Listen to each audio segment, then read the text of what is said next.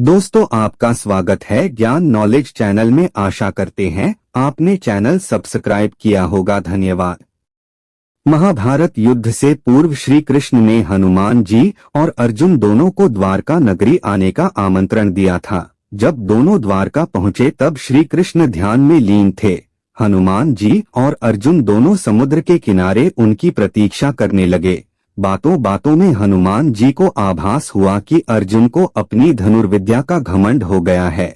जब हनुमान जी के सामने अर्जुन ने भगवान राम का उपहास उड़ाते हुए कहा कि लंका के लिए पत्थर का सेतु बनाने की जगह उन्हें बाण का सेतु बनाना चाहिए था, हनुमान जी को यह बात चुभ गई। उन्होंने अर्जुन के समक्ष बाण का सेतु बनाने का प्रस्ताव रखा। साथ ही यह भी कहा कि अगर उनके खड़े होने से अगर वह सेतु नहीं टूटा तो हनुमान जी अग्नि में अपना देह त्याग करेंगे। अर्जुन ने उनकी बात मान ली और सेतु बनाने लगे। अर्जुन ने 3 बार सेतु बनाया और तीनों बार हनुमान जी के पैर रखते ही सेतु टूट गया। सेतु टूटने के साथ ही अर्जुन का घमंड भी चूर चूर हो गया। श्री कृष्ण ने हनुमान जी के माध्यम से अर्जुन को उनकी भूल का एहसास कराया। दूसरी ओर उन्होंने हनुमान जी से ध्वजा के रूप में अर्जुन के रथ पर स्थापित होने का आग्रह किया।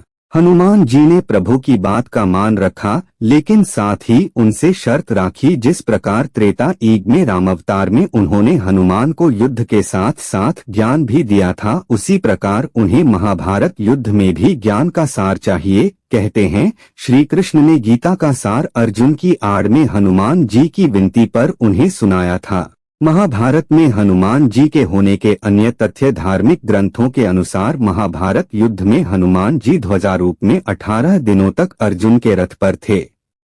कहते हैं कि अर्जुन का रथ तो दिव्य और विस्फोटक बाणों के कारण शुरू में ही ध्वस्त हो जाता, लेकिन हनुमान जी के विराजित होने के कारण अर्जुन और उनका रथ दोनों सुरक्षित रहे। ग्रंथों के अनुसार युद्ध के बाद श्री कृष्ण ने अर्जुन को रथ से उतरने के लिए कहा और खुद भी रथ से दूर चले गए और उनके जाने के बाद हनुमान जी भी वहां से अंतर्ध्यान हो गए। उनके जाते ही 2 पल में ही रथ भयंकर अग्नि की चपेट में आ गया और भस्म हो गया।